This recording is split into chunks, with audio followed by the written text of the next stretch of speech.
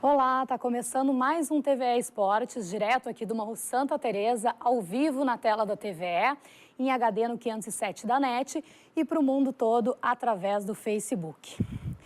Hoje está um pouco difícil de dizer boa noite, pois é um dia bem triste para a Crônica Esportiva Gaúcha. Perdemos um amigo e um colega muito querido, talentoso, sempre de alto astral, que esteve aqui no TVE Esportes participando com a gente, o Ricardo Vidarte, apresentador do SBT. O TVE Esportes de hoje é para ti, meu líder máximo. Mas a vida segue, a gente precisa falar dessa semana importante de futebol para a dupla Grenal.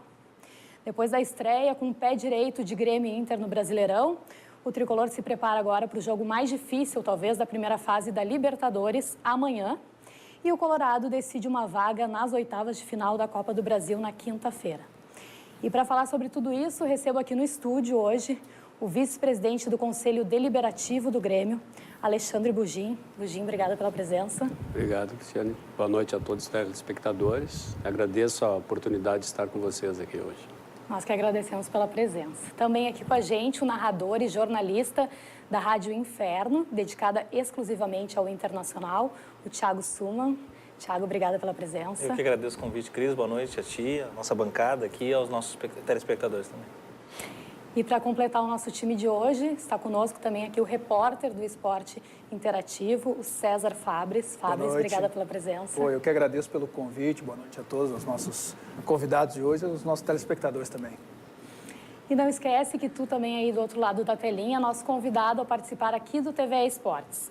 Acesse as redes sociais da TVE, temos o Facebook, também o Twitter, ou manda a tua mensagem pelo nosso WhatsApp, pelo número que está aparecendo aí na telinha. Vamos começar então falando, claro, da rodada de estreia do Campeonato Brasileiro 2018. E o início da dupla Grenal não poderia ser melhor. Ambos venceram os seus jogos, algo que não acontecia desde 2008. O Grêmio foi até Minas e bateu um adversário forte na competição. Já o Inter, na sua volta à elite do Brasileirão, ganhou do Bahia. Vamos ver então como foi esse começo da dupla no campeonato? Confere aí.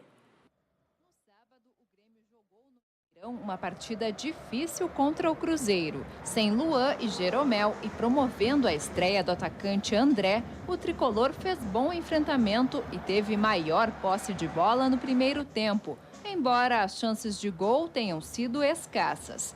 No segundo tempo, os gaúchos foram para cima cedo e perderam esta chance com Ramiro. Logo depois, em troca de passes, Léo Moura lançou para Ramiro pela direita. Ele venceu a disputa com Egídio e mandou a bola para a área. Everton estreou e André, em seu primeiro jogo com a camisa do Grêmio, empurrou para as redes. 1-0 Grêmio. A partir daí, o jogo ficou mais aberto, com as duas equipes buscando o gol. Entretanto, na metade do segundo tempo, De Arrascaeta vence a disputa de bola e parte sozinho para o gol. Kahneman para o jogador com falta e o árbitro expulsa o argentino direto. Com 1 a menos, o Grêmio recuou e o Cruzeiro buscou o empate, mas não conseguiu. Final de jogo, Cruzeiro 0, Grêmio 1. O tricolor não vencia fora de casa na estreia desde 2008, quando bateu o São Paulo no Morumbi. No Beira-Rio, Inter e Bahia fizeram um início de jogo truncado, com poucas subidas para o ataque. Logo, aos 8 minutos, Rossi sentiu a perna e foi substituído por Nico Lopes. E foi do uruguaio as melhores chances de gol do Inter no primeiro tempo. Até que aos 37, D'Alessandro toca para Patrick na esquerda. Ele cruza, Nico se antecipa e de cabeça abre o marcador. 1-0 Inter. A partir daí, o jogo ficou mais aberto para o Colorado, que ainda perdeu chance com D'Alessandro. No segundo tempo, só deu Colorado, principalmente com Nico Lopes. E o uruguaio queria mais um gol, que surgiu em rápida troca de passes com Edenilson. O volante deixou o Nico na cara do gol e ele apenas concluiu no canto esquerdo do goleiro. Final de jogo, Inter 2, Bahia 0. O Colorado não vencia na estreia do Brasileirão desde 2014, quando bateu outro baiano no Beira-Rio, o Vitória. Tá aí, então, a boa arrancada da dupla nesse início de competição. Mas antes da gente começar a falar propriamente do Gauchão, quero explicar para vocês, porque a gente tem aqui no estúdio hoje a Taça do Gauchão, essa taça bonita aqui de campeão gaúcho que o Grêmio conquistou.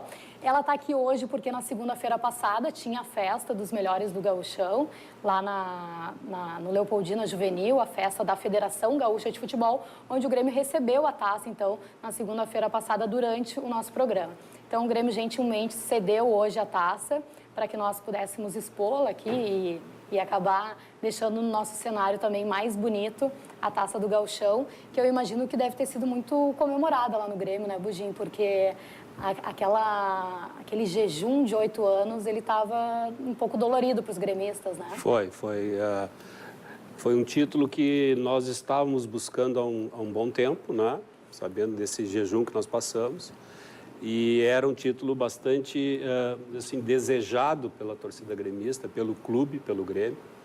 E também pelo fato de que no início nós tivemos aquele percalço em termos de resultados, né? Acabamos tendo o risco, né, de ficar de fora das fases finais, mas o time praticamente se motivou e colocou como foco e objetivo a conquista da classificação e jogamos com metas de jogo por jogo. Isso foi o grande mérito da comissão de futebol, principalmente do Renato, de encarar o gauchão jogo por jogo, né?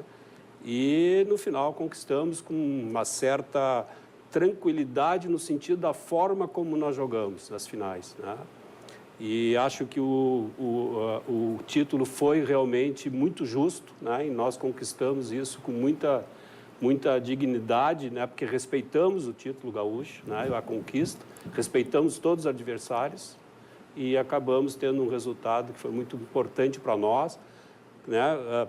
Culminando, esse ano nós disputamos 2 títulos e ganhamos os 2. Então, isso é extremamente importante para o clube Grêmio, né? E para a torcida gremista. Pois é, o Grêmio começou com tudo esse ano, conquistando a Recopa e também o Gauchão. Ficou com o melhor time, César, o Gauchão, pelo que o Grêmio apresentou, principalmente e, obviamente, quando colocou o time titular? Ficou até pelo planejamento e também o que o Grêmio mostrou de respeito pelo estadual.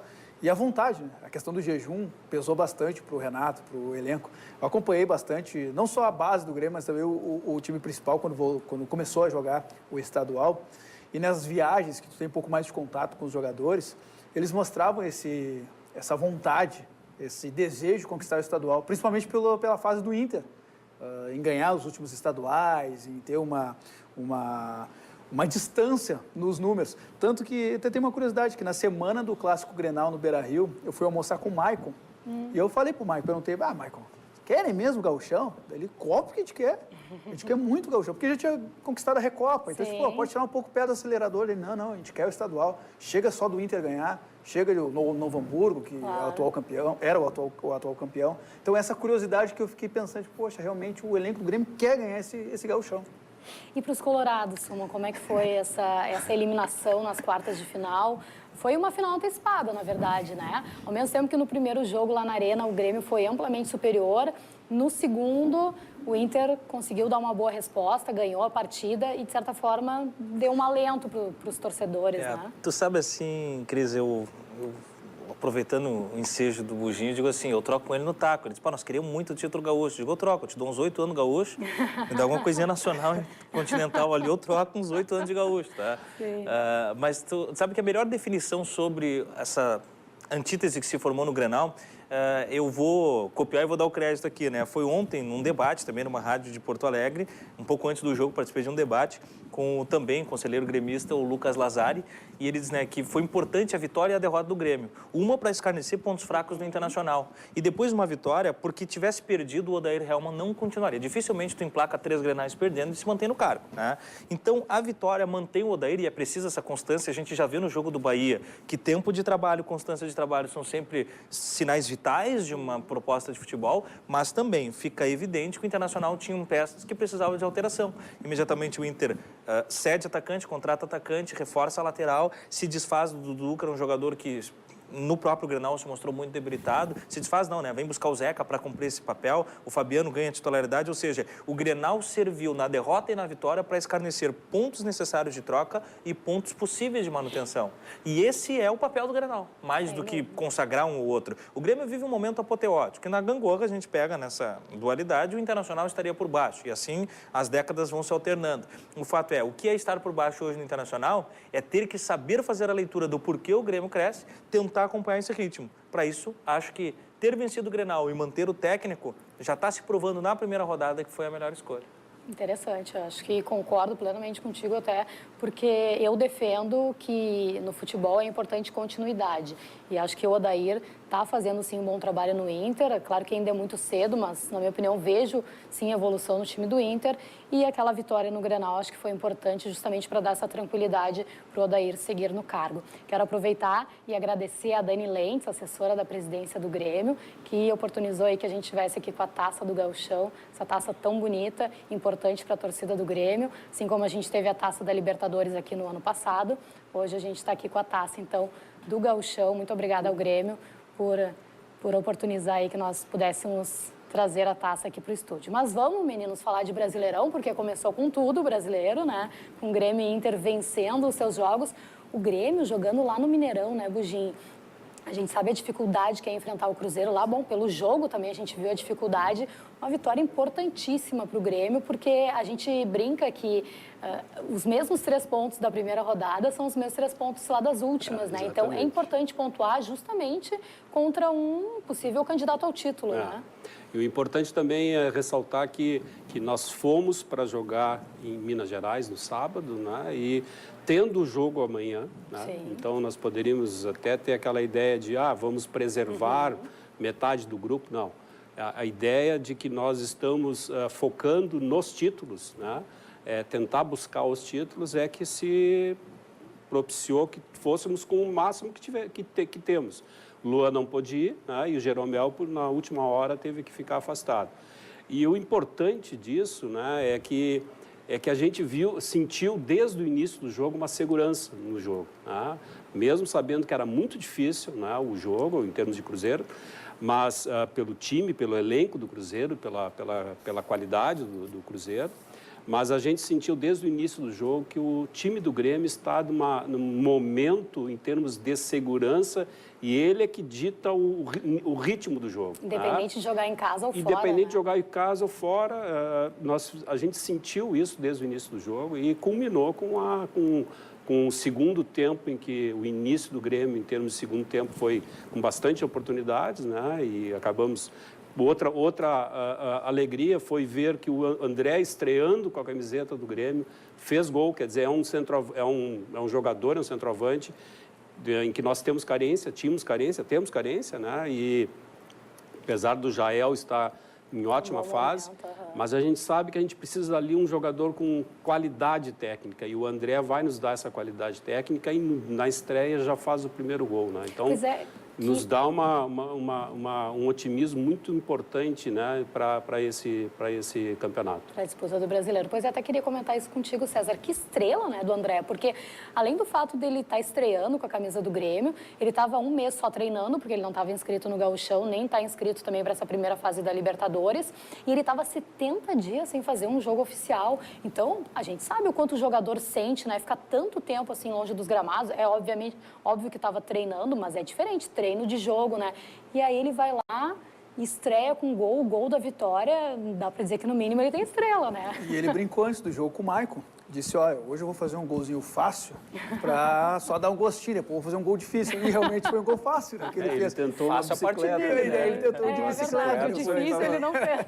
Ele acabou não fazendo. Mas Olha, sabe acho que essa jogada ali, ó. É isso aí, isso tá aí a aí. bicicleta. O foco dele é que vem chamando a atenção. Eu passei a tarde com ele hoje e ele mostrou muito isso, a força de vontade, não só porque ele queria sair do esporte, porque olha o que ele acabou me revelando e chamou a atenção. Você fez uma matéria para o Esporte Interativo, é isso? Isso, eu fiz hoje com ele. E ele revelou que pediu para sair do esporte, não porque ele queria dinheiro, e sim porque a direção na gestão passada prometeu um time competitivo para o brasileiro, para as outras competições que iria disputar esse ano. E ele chegou na reapresentação e viu que não mudou nada. E ele disse, olha, eu quero ir embora não é por dinheiro, não é porque vocês estão devendo 3 meses de salário, mas eu quero ir embora porque eu quero ganhar alguma coisa. Então, vocês não estão pensando em vencer algo, principalmente o brasileiro.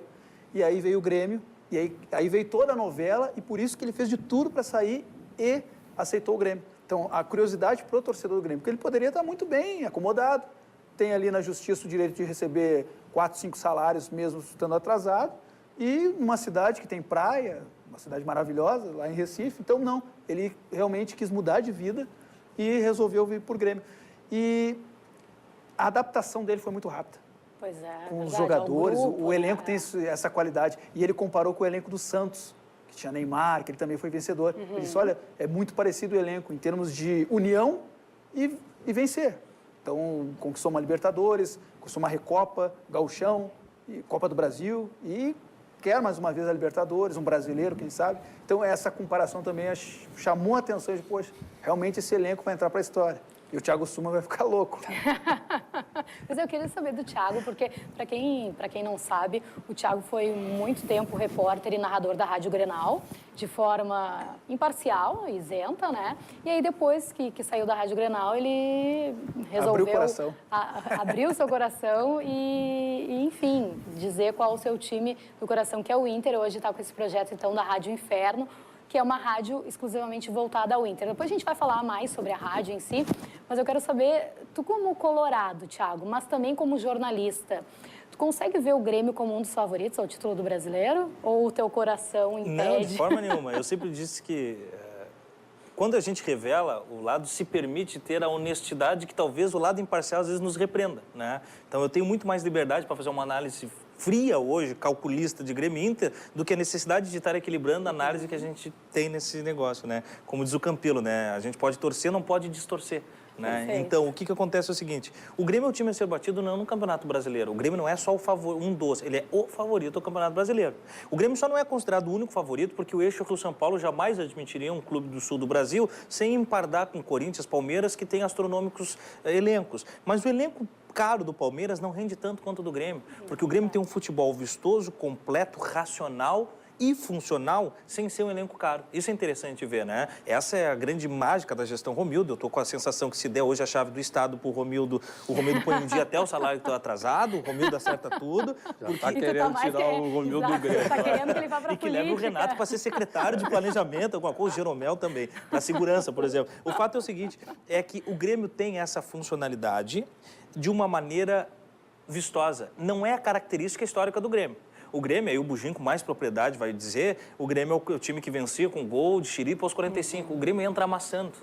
O Grêmio de 95 era um grande time, mas era um time que ganhava mais aguerridamente. Talvez mais classudo foi o de 83 e esse agora de 2017, 16 a 18, vamos dizer. A constância do mesmo time deu jogabilidade. O Grêmio é o time a ser batido não no Brasileiro, mas na América. Porque não tem time que jogue o que o Grêmio joga hoje na América. E é importante saber isso, mas não só ver isso, Cris. É importante entender por que isso acontece. Porque quando nós vemos o nosso principal espelho, que é o rival, que é o co-irmão, numa situação, nós temos que entender o que faz um jejum de 15 anos se transformar nisso tudo. Não é o acaso, não é loteria, consórcio que em algum momento vai nos presentear. Nós vamos ter que repetir os passos de acerto de gestão. Porque o que acontece? O Grêmio vinha de gestões e guerras internas e uma política completamente estapafúrdia. O Grêmio conserta isso, faz coalizão e isso reverte dentro de campo. Ao passo que o Internacional se fragmenta. Então já começa por aí alguns cenários a acertar. Mas o Grêmio é o time a ser batido, sim. Até para acrescentar, Cris, claro, em relação ao que o Thiago Suma falou, o técnico Mano Menezes, depois do jogo,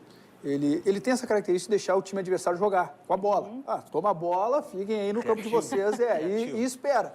E ele, em outras palavras, ele praticamente assumiu isso. Olha, eu não sabia mais o que fazer. Eram 67% de posse de bola. Eu não sabia, porque a posse de bola era do Grêmio, a hora de atacar ou defender era do Grêmio, com um a mais o Grêmio, com um a menos o Grêmio continua a mesma coisa, não desmontou. Os jogadores no pensamento já sabiam o que fazer. Quando o jogador do Cruzeiro pensava em reagir, o Grêmio já estava lá na frente.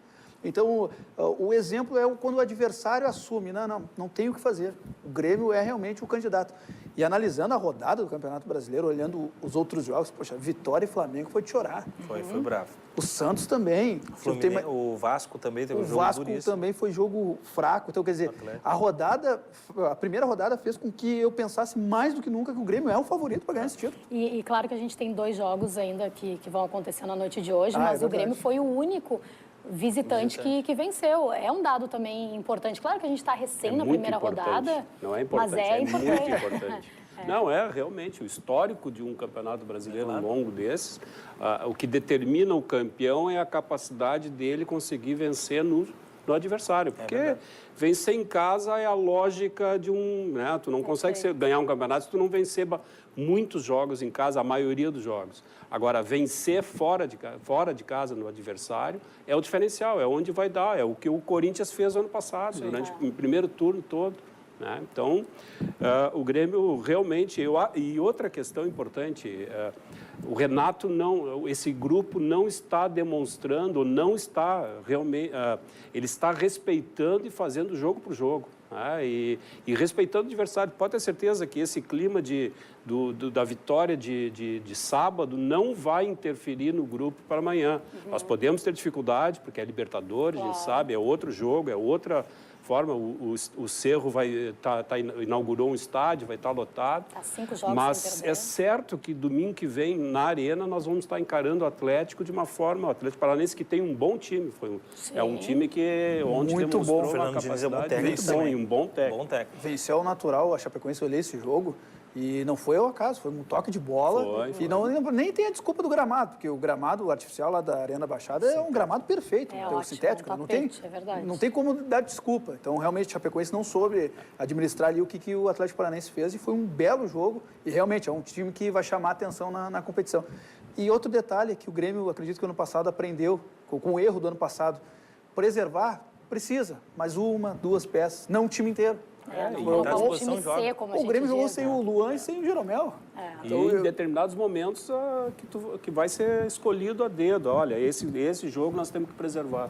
E eu acho que o Renato entendeu que não tem como colocar a base inteira para jogar, que uma mágica vai dar certo. Não, tira 1, 2, vai preservando, vai fazendo aquele testezinho do sangue para ver quem está com desgaste, quem não está, e vai tocando, que o calendário é injusto, mas não tem o que fazer, né? É isso aí, até porque agora a Libertadores ela vai até mais tarde, né? Ela vai quase até o final do ano. Então vai ter um momento aí que realmente vai ter que se ter um pouco de sabedoria para saber quais jogadores tem que poupar, se vão ser muitos jogadores ou alguns, enfim, o Renato vai ter que fazer essa ginástica, essa boa administração aí para conseguir continuar no campeonato com chances de título e também depois tem ainda a Copa do Brasil, enfim. Mas eu quero falar também da estreia do Inter, porque foi um jogo importante, né, Suman, justamente por marcar o retorno do Inter à elite do futebol brasileiro, por ser em casa diante do seu torcedor. Né? Foi um primeiro tempo ali um pouco complicado, eu imagino, mas também o Bahia não ofereceu dificuldades, né? Não teve chances de gol nem no primeiro nem no segundo tempo. E aí entra o Nico Lopes e acaba resolvendo a partida porque foi o autor dos 2 gols. É o tipo de vitória que não encanta, mas dá uma tranquilizada, digamos assim, no torcedor? Ela dá uma tranquilizada, primeiro momento, por números, porque os números não dá para brigar com eles. É a terceira vitória do Internacional em sequência. Verdade. Pegar a Copa do Brasil, pegar o que foi vitória, né? Pegar o Bahia, antes disso o Grenal. Começa a se sedimentar um caminho. Agora, não é uma vitória vistosa, não foi um jogo bonito do Internacional, embora o Bahia foi um time muito facilmente aprisionado pelo Internacional, abatido, né? O Nico Lopes faz 2 gols que, para mim, coloca ele na titularidade, pelo menos por agora, até que o Lucas se aclimate, veja qual é que é a circunstância. Pelo discurso do Odair, me parece que o Lucas vem para brigar, de fato, por titularidade. Eu confesso que não tenho acompanhado, acompanhei ele mais na Ponte Preta do que no Corinthians, e ali fez uma dobradinha com o Potker. Tem o Damião que está em recuperação. Mas o Nico funcionou até agora entrando no segundo tempo. E nessa feita ele entra no primeiro por um infortúnio do Rossi, que se machuca, até foi lesão muscular, vai ficar um tempo parado. Vai ficar um né? mês Saiu parado, o diagnóstico inclusive. agora, um mês, 15 né? dias, Um mês parado. Um mês parado, 4 semanas. Lesão muscular na coxa esquerda, um mês que, fora. às vezes, lesão até acerta time. Vamos ver, porque o Nico entra e faz 2 gols. Agora tem que ver se ele vai render começando o jogo. Eu não consigo nunca entender muito, a não ser os misticismos e superstições de jogador que só joga bem quando entra, né? O jogo é o mesmo, né? O cara parece que tem uma toada diferente, mas acontece. O Inter teve isso recentemente com o Andrezinho, que entrava no segundo tempo e resolvia. E agora o Nico. O fato é, o Inter começou a ter mecânica, o Internacional faz um gol com 40 segundos de posse de bola. É isso que tem que se ver. Tem que se ver homeopaticamente cada uma das circunstâncias que fazem a vitória do Internacional. O que faz o Inter ganhar o Grêmio? Não pode ser só a bafa. O que faz o Inter ganhar o Vitória? Não pode, claro que teve uma bola que o goleiro nos deu de presente, o Kaique, aquele, né? Nunca mais, porque também não jogou bem. O jogo bom do Internacional foi contra o Grêmio, mas se espera que o Inter vá crescer para encarar o Grêmio de igual. Só que o Inter não pode fazer o que historicamente faz. Ele se diminui para jogar com times menores. E assim foi com Vitória e com Bahia. Vamos pegar os pontos positivos? Não, o Nico nem tanto, porque o Nico está saudado pelos gols, mas é a constância do Patrick, é a constância, é a retomada de um sistema defensivo. O Cuesta foi muito bem no jogo, o Rodrigo Moledo ganhando embocadura, o Iago meio oscilante, mas conseguindo se consertar, e essa posse de bola que o Internacional já retém a seu favor. Isso vai mecanizar, passo a passo, a constância do Inter no campeonato. E é importante também essa vitória, né, Fabrício, porque a sequência do Inter ela é muito dura agora, né? O Inter vai ter Palmeiras, Cruzeiro, Flamengo, depois tem um Grenal, aí dá teoricamente uma aliviada com a Chapecoense e depois já tem Corinthians de novo. Então é uma sequência realmente muito dura. A vitória de ontem, ela é muito importante justamente por isso também, né? Até o Odair deu ênfase, né, na importância dos pontos por conta dos próximos resultados, ou os próximos jogos. E dois jogadores que vêm fazendo a diferença no Internacional, tirando o D'Alessandro, acho que o D'Alessandro é sempre um caso à parte. Não dá para colocar junto nos titulares o D'Alessandro, tem que deixar sempre um caso à parte. É o Patrick e o Edenilson. Os dois que modificam o meio-campo do Inter. O Patrick é um jogador completo. Ele marca bem, ele sabe finalizar, ele sabe ele é corpulento, mas ele tem velocidade, isso é interessante, né? Ele tem arrancadas, ele tem profundidade. Não sei se o adversário pensa, esse baixinho não vai chegar. Eu brinco, né? A expressão, até, perdão a expressão, mas ele tem bunda de marido, assim, né? Ele é quadradão, ele é grandão, assim, mas ele tem velocidade, ele tem arranque, mesmo por Potker, né? Mas é um jogador que veio num custo baixo para um benefício muito grande. Eu diria, assim, acho que sem ser muito exagero, mas atualmente foi a melhor contratação do Inter. É a que melhor vem dando resultado, digamos assim. Não digo que seja o jogador mais talentoso, que tenha mais qualidades, mas é o que está desempenhando o seu melhor papel. É o que mais funciona. Na lateral direita veio um pelotão de novo e não se aproveitou nada. O Roger veio e já foi dispensado. O Patrick é o único jogador que veio, vestiu a titular e está titular porque é titular. Não é que nem o Fabiano, que está titular porque é na ausência de, né? Na ausência de alguém. Até sobre isso queria perguntar para vocês. Vocês acham que com a vinda do Zeca, que deve chegar a Porto Alegre na quarta-feira, a princípio já está tudo muito bem encaminhado com o Inter, a gente sabe que o Zeca joga tanto pela direita quanto pela esquerda, né? Onde vai entrar o Zeca nesse time do Inter? Será que ele tira o Iago, ele tira o Fabiano da direita? O Odair tem que chamar ele, sentar ele no vestiário e dizer, escolhe. Tu pode escolher, esquerda, direita. Eu ainda colocaria na direita. Eu colocaria na direita, embora o melhor momento dele no Santos foi na esquerda. Mas eu colocaria na direita, porque o Iago ainda assim é um prata da casa, é um jogador a ser projetado como tipo exportação, coisa que o Fabiano não é. E o Iago, ele ainda oscila porque tem que maturar. Mas então ele tem mais do que ser explorado. O Fabiano já está numa fase madura de carreira. O futebol do Fabiano é aquele ali. É um jogador que resolve mais ou menos defensivamente, não tem linha de fundo. O Zeca é mais interessante nesse sentido. Eu acho que o Zeca vem para a lateral direita, o que escarnece um erro de gestão do Inter, porque buscou o Juan, buscou o Dudu, tinha o Cláudio Vinck, que foi dispensado e já foi vaiado na primeira rodada pelo Sport. E o melhor lateral do Inter era o Fabinho, que machuca, e depois o Edenilson termina a lateral todo o jogo. O Fabiano não termina o jogo, se vocês perceberem. Ele sempre é sacado, é inserido um atacante e o Edenilson é puxado para consertar. E tu colocou o Fabinho nessa lista? Coloquei. Colocou o Fabinho. Quer dizer, o Zeca é lateral direito, na minha opinião. Pois é complicado, né? Mas o Inter acho que está se reforçando, pelo menos, e embora tenha essa sequência aí bem complicada no Brasileirão, tem agora a vantagem na Copa do Brasil na quinta-feira. Em seguida a gente vai falar sobre isso, sobre Copa do Brasil, também falar sobre o Grêmio na Libertadores, porque amanhã tem um jogo importantíssimo, acho que sem dúvida nenhuma deve ser o jogo mais difícil do Grêmio, valendo a liderança do Grupo 1, mas a gente vai falar sobre tudo isso depois do intervalo, fica aí que é bem rapidinho.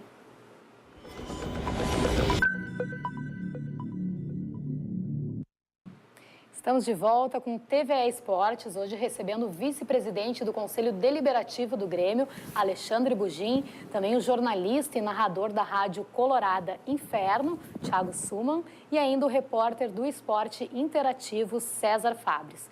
Lembrando sempre que tu também é o nosso convidado a participar aqui do TVE Esportes. Pode acessar as redes sociais da TVE, Facebook, Twitter ou mandar a tua mensagem pelo nosso WhatsApp, o número que aparece aqui na telinha. Vamos falar então de Grêmio na Libertadores, Bugin, porque amanhã eu acho que é um dos jogos mais aguardados, até digamos assim, porque vale a liderança do Grupo 1. O Grêmio, se vencer, ele passa o Cerro na classificação do Grupo 1. E também porque, teoricamente, a gente sabe que futebol não tem muita lógica, mas teoricamente é sim o adversário mais complicado do Grêmio nessa primeira fase, né? O que esperar do time do Grêmio sem o Luan mais uma vez? Com certeza o Cerro Porteño é o adversário mais forte do grupo, né? Desse grupo do Grêmio. Mas eu acredito que vai ser um jogo, vai ser difícil, né? Mas o Grêmio tem demonstrado, independente da peça que falta, ele tem conseguido recompor o time de uma forma que jogue o mesmo jogo, né? O Luan é muito importante, né, atualmente, vai fazer muita falta, mas não adianta, quando o Luan vem jogando alguns jogos já, a gente vem observando que ele vem apresentando desconforto no pé, né, e hoje parece que saiu o diagnóstico que é uma questão daquele problema do pé já do ano passado. Então tem que dar um tempo para ele se recuperar, né, para poder encarar um período maior aí de jogos que vai ter agora no próximo mês, nesse mês, né? Então, enfim, vamos encarar. Eu acho que o Grêmio tem condições de trazer uma vitória de lá. E se nós não conseguirmos ganhar, ao menos um empate é muito importante nessa fase de grupo, para fazer os pontos aqui e pegar a liderança. Sim, porque depois tem o jogo contra o Cerro aqui em Porto Alegre, mas acho que dá para dizer que pelo menos pontuar seria importante para o Grêmio muito amanhã, importante. Né? Não, qualquer jogo de Libertadores é importante pontuar, né? Esses jogos, nessa fase classificatória é importante. O objetivo nosso é tentar obter a primeira classificação e, em termos gerais, estar entre os primeiros, né? Para repetir o que nós tivemos ano passado, a condição de poder depois jogar com resultados e adversários e decidido em casa. Então, esse é o objetivo, nós temos que trabalhar com essa ideia. Né? É verdade, boa lembrança, essa questão de poder no mata-mata decidir em casa, sem dúvida nenhuma, é importante, embora o time do Renato também, pelo menos no Gauchão, a gente sabe que Gauchão também não é muito parâmetro, né? Mas a gente sabe que o Grêmio, mesmo não decidindo ali nas quartas e nas semifinais em casa, soube fazer no primeiro jogo o seu resultado, né? Soube já no primeiro jogo construir uma vantagem e no segundo já ir um pouco mais tranquilo, né? Para a partida, né? Até em relação a Libertadores do ano passado, né? Também, é verdade. Na final lá em Lanús, quando eu cheguei no estádio, eu ainda falei com os colegas. Um que eu conversei foi o Vidarte até. Eu peguei e falei, olha, se o Grêmio tomar um gol no início do jogo, isso aqui vai virar um caldeirão. Já era um caldeirão. Era um caldeirão. Aí vai ser difícil o jogo. O Grêmio entrou como se estivesse jogando em casa. Então, tranquilo, esperando. Então, acredito que essa vai ser a postura do Grêmio amanhã. Esperando o adversário. Porque o adversário está em casa, automaticamente tem que pontuar mais que o visitante. Então, espera. E o Grêmio adora esperar. Quando espera, aí sim que dá certo. Ao contrário, em casa, né? Então, eu acredito que sai com uma vitória amanhã de lá. E essa forma do Grêmio jogar hoje, tocando a bola, né? Toca a bola, independente do estágio que estiver o jogo, né? Faz com que o adversário, às vezes, se perca e abra um espaço que não estava previsto. E aí é que nós entramos. O Everton tem demonstrado isso, né? O Everton está numa excelente fase, excelente fase, né? E acho que essa é a nossa capacidade que a gente tem para ganhar o jogo. E não vai ser fácil, porque vai ser um caldeirão mesmo amanhã. Mais de 45 mil ingressos já foram vendidos, então imagina-se aí, casa cheia, com certeza terá casa cheia, o Cerro. Mas eu acho que a grande questão no time do Grêmio, não sei se vocês concordam, mas com a ausência do Luan, será que o Cícero é a melhor opção? Fabris, pelo que tu já viu dele, a gente sabe que o Cícero já foi improvisado como centroavante, já jogou mais recuado como volante, agora está recebendo a oportunidade ali na faixa de campo do Luan, mas por mais que ele tenha feito gols importantes no ano passado, não sei, não me parece ainda que ele conseguiu entrar nesse time do Grêmio, não sei se tu concorda. Eu concordo, apesar do Renato analisar, claro, o olhar de treinador e ver sem a bola que ele realmente é fundamental. Exato. Então, esse é o pensamento do Renato, e não é o do torcedor. O torcedor não tem que colocar um volante mesmo, um meia, mas o Cícero, sem a bola é fundamental. O próprio Everton que vocês falaram agora, sem a bola ele vira quase volante. E o Cícero, sem a bola, por vezes vira zagueiro até. E tem a questão também da estatura, né, que o Renato fala também. Por isso que muitas vezes ele opta pelo Cícero justamente pela bola aérea, né? E ele perde o Jailson, né, até por conta do momento do Maicon e do Arthur. Então, é o Cícero que tem que substituir. E eu acredito que amanhã vai ser o Cícero, né? Então... Tudo indica que sim, a tendência. O Renato não gosta muito de inventar, né? Então, a tendência é ele ter a confiança do treinador. E o torcedor até também confia, que ultimamente vem dando certo, então deixa nas mãos do Renato. É que eu acho que o torcedor, ele gosta de ver um time mais pra frente possível, né? E como o Alisson vem entrando bem, e tem o Tony Anderson também, que se tem uma expectativa, talvez, acho que a torcida pensa um pouco, mas será que não dava para dar uma chance para um desses garotos, né? Mas a gente sabe como é que o Renato trabalha essa questão de administrar o grupo. O Cícero é um homem da confiança dele, né? Então, a gente também tem que dar os créditos ao Renato, porque mesmo que a gente não concorde, às vezes, com as decisões dele, ele tem mostrado aí que tem acertado, né, Bugi? Como torcedor, a gente, às vezes, olha e diz, mas por quê? Porque a gente nota que o Cícero está num ritmo um pouco diferente dos outros jogadores. Mas é como foi falado, a gente tem que dar o crédito, porque o Renato está sabendo avaliar o momento de fazer as trocas, né? E o Tony Anderson, me parece que vai ter um futuro enorme dentro do Grêmio. Ele naturalmente seria, pelo estilo de jogo, seria o substituto Luan. Mas eu acredito que ele ainda esteja imaturo para entrar num jogo de Libertadores, com o estádio lotado. Não sei, posso estar equivocado, mas eu acredito que essa é a visão do Renato. Eu acho que ele deve estar pensando mais na estratégia do resultado em si, né? Do que simplesmente, agora vamos aproveitar e vamos lançar. Eu acho que ele vai, como o Renato tem sabido fazer, ele tem lançado os jogadores de uma forma e tem dado a confiança para que o Everton, por exemplo, né? Antes do Pedro Rocha, o Everton tinha aquela coisa, aí foi entrando devagar, entra no segundo tempo, mas foi cada vez mais dando oportunidade para ele. Menos, né? E hoje ele está fazendo tão ou melhor que o Pedro Rocha fez no ano passado. Né? É verdade, é o dono do lado esquerdo ali do Grêmio e tem decidido os jogos. É verdade, tá jogando muito o Everton. Dá tão certo o momento do Grêmio que contra o Cruzeiro, os dois que o Grêmio fez a troca com o Edilson, os dois jogaram bem e o Edilson não jogou nada. E sendo que quando teve a troca, teve o torcedor do Grêmio aí criticando, chamando o Renato de burro, treinador presidente, que é isso. Edilson. Começou o desmanche. E é importante até a gente frisar a questão também da idade, né? Tanto o Tony Anderson quanto o Alisson são meninos, são garotos aí que têm toda uma... E o Edilson já tem uma certa idade, enfim, fez uma temporada incrível ano passado pelo Grêmio, mas é um jogador até que, pensando financeiramente, né, pro clube, dificilmente ele traria recursos tão bons como foi a negociação envolvendo o Cruzeiro. Então, acho que aos poucos o torcedor do Grêmio já está mudando de ideia e já está entendendo, né, a perda do Edilson. Thiago, assim como o Grêmio tem um jogo importantíssimo, amanhã, na quinta-feira, também tem jogo decisivo para o Inter, porque vale a vaga nas oitavas de final. O Inter tem a vantagem de ter vencido aqui o primeiro jogo por 2-1 no Beira-Rio, então joga pelo empate. É bom sempre a gente frisar, por mais que seja estranho para nós, jornalistas, né? Mas agora, na Copa do Brasil, a gente não tem mais o gol qualificado. Então, é o empate que serve para o Inter na quinta-feira. E como é que tu acha que tem que ser a postura do Inter jogando lá no Barradão? A gente sabe que é complicado jogar lá contra o Vitória, mas tendo essa vantagem, será que tem que esperar também o Vitória? Como é que deveria ser a estratégia do Odair, na tua opinião?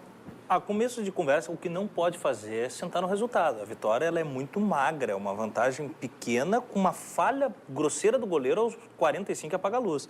Então, quer dizer, o Internacional não foi melhor do que o Vitória. O Inter deu um chute a gol, que foi o gol que fez, e o Vitória também teve uma ou duas oportunidades. O resto foi um jogo que, né, mais sem graça do que dançar com o irmão, né? Então, não teve muita oportunidade. Agora, o Internacional tem que produzir melhor contra o Vitória. Eu acho que se deixar o Vitória jogar... Esse tipo de estratégia, ela funciona até que tu tenha a noção dos 15, 20 primeiros minutos de jogo. Porque quando tu deixa um time adversário jogar, como o Grêmio pode fazer com o Cerro, o Grêmio tem qualidade para, quando reter a bola, sair trabalhando e distribuindo isso. Tem que ver se o Internacional, nessa pequena amostragem contra o Bahia, já tem essa maturidade reativa de sair jogando. A melhor opção hoje, que eu sempre digo, quanto mais falta qualidade individual ou funcionabilidade coletiva, simplifica. Então, por isso que o esquema tático para mim do Inter é 4-4-2, bem padrãozinho, bem arroz com feijão, simplinho, e faz o quê? Fica com a bola sempre que puder. É isso que eu falei. Não é a melhor estratégia, mas é a estratégia mais adequada para as deficiências do Internacional. E conseguindo fazer um gol no primeiro tempo, aí eu acho que daí encaminha bem.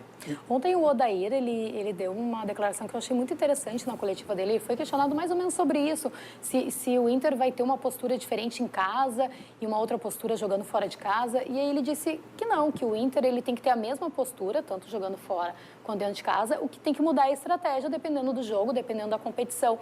Eu acho que, e eu gosto muito das coletivas do Odair, não sei se vocês concordam, meninos, que ela é sempre muito informativa, né? O Odair, ele não foge da pergunta, ele responde, a gente vê que com sinceridade o que ele pensa, até foi perguntado ontem sobre o Luca, ainda não estava sacramentada a negociação, mas ele não se furtou a falar, olha, estamos ainda aguardando o ok, mas se vier, vejo ele jogando pelos lados. Exatamente, me surpreendeu também, porque ele falou do Luca como se fosse titular. Ele não teve aquele discurso padrão do, o Luca vai ser um jogador que vem para grupo, vai buscar os seus passos. Não, ele vem para jogar pelo... Eu vejo ele jogando assim, foi a frase do Odair, né? Eu vejo ele jogando pelo lado, ou seja, ele já está planejando o cara dentro do time. Isso é interessante. O Odair é de uma geração que está vindo boa sem alguns vícios, né? Alguns vícios de discursos evasivos, de media training e desses elementos que são favoráveis para blindar o técnico que não vai bem. Você nunca vê um técnico que vive um bom momento. O Renato, por exemplo, fala o que quiser em coletivo, mas ele vive um bom momento. Só que ele mantém a mesma constância de sinceridade no discurso se viver esse momento ruim. O Odair está seguindo a mesma linha. Não a linha folclórica do Renato, mas uma linha mais técnica, de uma análise mais, enfim, tecnocrática, até porque ele é um estudioso de futebol, né? Diferente do Renato, que prefere um outro perfil, mas ele não tem aquela coisa de discurso evasivo, discurso simplificado, maquiado. O fato é, quando ele diz que o Inter tem que mudar a estratégia, o torcedor, às vezes, imediatamente já pira, porque pensa que é estratégia tática. Não necessariamente. A estratégia, às vezes, é comportamental. Com certeza. É você saber ter as reações dentro do jogo. Não é querer dizer que o time começa no 4-4-2, termina no 3-6-1, pula... Não quer dizer isso, porque fazer isso é suicídio futebolístico, entende? O time não tem maturidade para isso. O fato é, qual é o Internacional atual? É o Internacional do Grenal ou esse Internacional que tropeçou, mas ainda assim venceu esses dois times baianos? Se for o Internacional do Grenal, é um bom Internacional. A que ponto consegue manter isso? E para isso a gente vai ter que ver mais Inter. Que bom que é o Vitória agora e que tem uma vitória do Inter antes disso, que tem a vantagem, né? Para solidificar essa caminhada. Sem dúvida. E em relação até os treinadores, ou o treinador Odair, nós estávamos ficando mal acostumados no Internacional o treinador responder.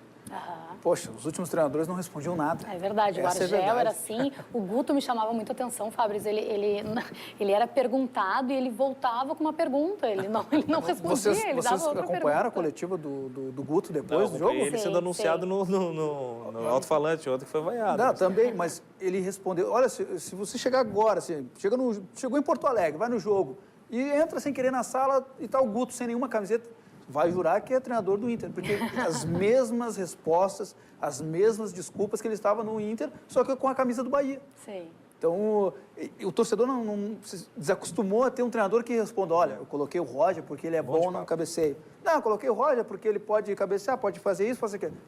Enrolava e não falava nada. Exatamente. Agora não, tem um treinador que, ó, é assim, assim, assim, porque eu treinei assim. Ponto. Se dá certo ou não, outros 500.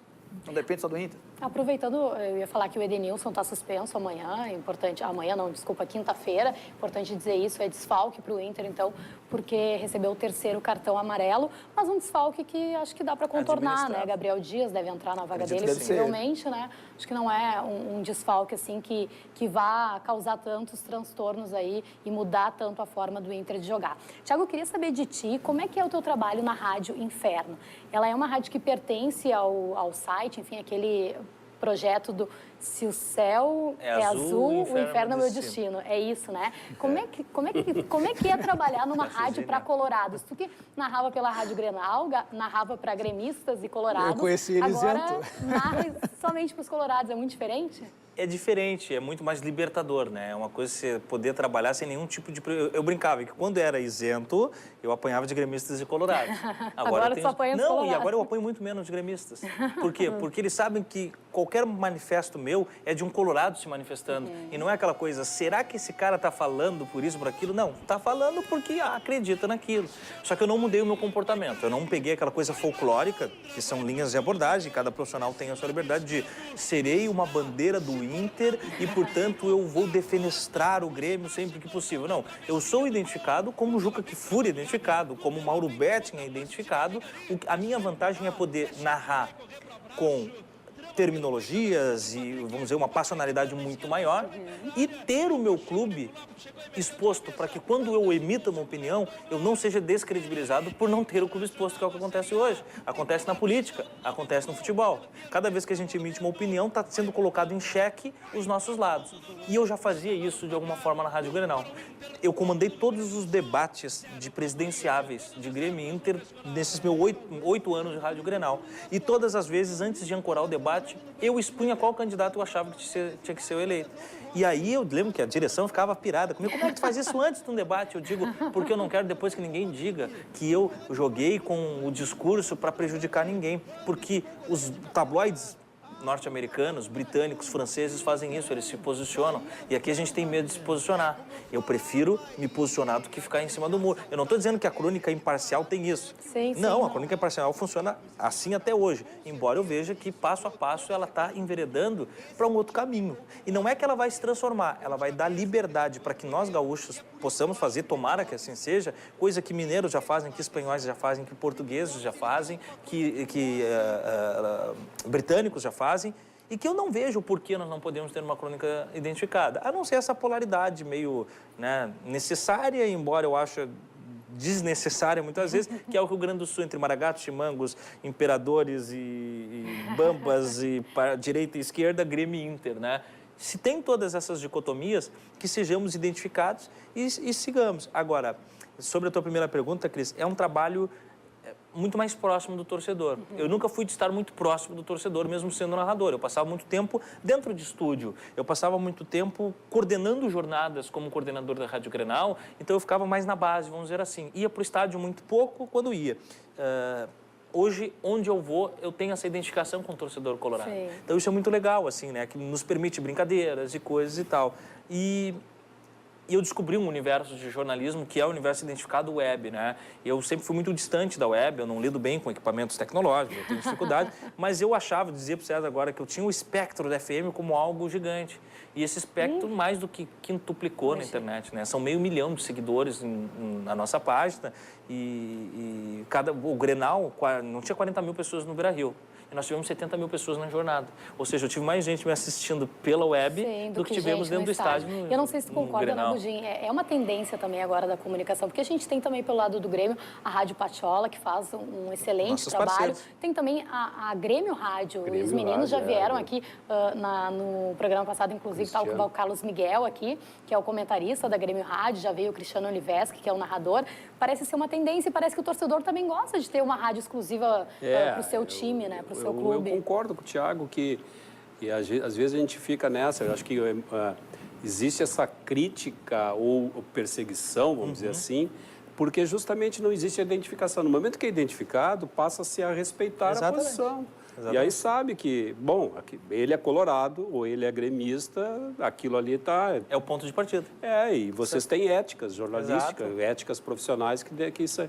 Então, e é uma tendência e vai crescer muito mais essa questão da comunicação pelas redes sociais e rádios desse tipo, web, enfim.